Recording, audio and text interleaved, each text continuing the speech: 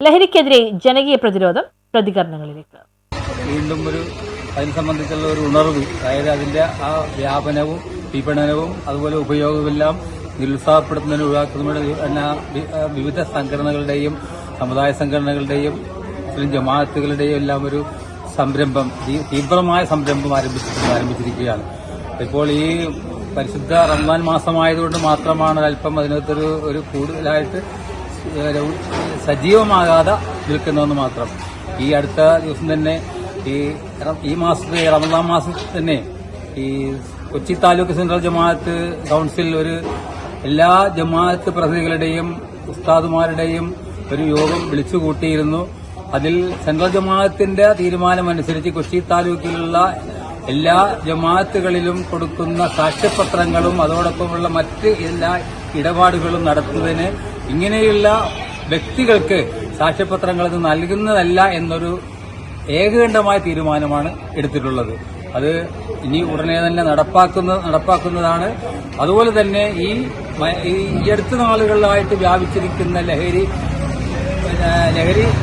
തുടങ്ങിയ മറ്റ് വസ്തുക്കളുടെയും മദ്യത്തിന്റെയും മയക്കുമരുന്നിന്റെയും എല്ലാം വ്യാപനവും ഗുണവുമെല്ലാം ഒഴിവാക്കുന്നതിന് വേണ്ടി നമുക്ക് കൊച്ചിയിൽ കൂട്ടായ യത്നം ആരംഭിച്ചിട്ടുണ്ട്. അതിനെല്ലാം വ്യത്യസ്തമായ വിവിധ തരത്തിലുള്ള സംഘടനകളുടെയും സമുദായ സംഘടനകളുടെയും രാഷ്ട്രീയ പാർട്ടികളുടെയും എല്ലാം പിന്തുണ അഹമികമയ നൽകുമെന്ന് പ്രഖ്യാപിച്ചിട്ടുണ്ട്.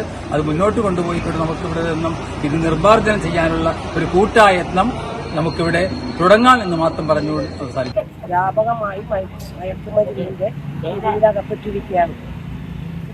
ചെറിയ കുട്ടികൾ തുടങ്ങിയ കൗമാരങ്ങൾ യൗവനങ്ങളെല്ലാം മയക്കുമരുന്നിന്റെ രീതിയിലകപ്പെട്ട് കഴിഞ്ഞു. നമ്മളിത് ശ്രദ്ധിക്കേണ്ട കാലവും അതിക്രമിച്ചു കഴിഞ്ഞു. നമ്മളുടെ കുട്ടികളിൽ വരുന്ന പെട്ടെന്നുണ്ടായിരുന്ന സ്വഭാവമാറ്റങ്ങൾ തീർച്ചയായിട്ടും നമ്മൾ ശ്രദ്ധിക്കുകയും അതിന്റെ കാരണം കണ്ടെത്തുകയും വേണം.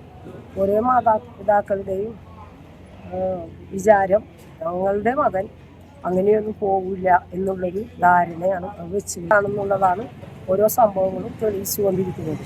അവർ സ്കൂളിൽ നിന്ന് വരുമ്പോൾ അവരുടെ ബാഗുകൾ ഒന്ന് പരിശോധിക്കുക. അത് ഏറ്റവും വലിയൊരു ധർമ്മമായിട്ട് തന്നെ മാതാപിതാക്കൾ കരുതണം. ഒറ്റയ്ക്കിരിക്കുന്ന ഒരവസ്ഥ, അതുപോലെ പഠിക്കാനുള്ള വിമുഖത, ഇങ്ങനെ തുടങ്ങി ഭക്ഷണത്തിനോടുള്ള ഇഷ്ടമില്ലായ്മ, ഇതെല്ലാം ഇതിൻ്റെ ഒരു തുടക്കമായിട്ട് കണ്ട് അത് കണ്ടവൽക്കരണം കൊടുക്കുക.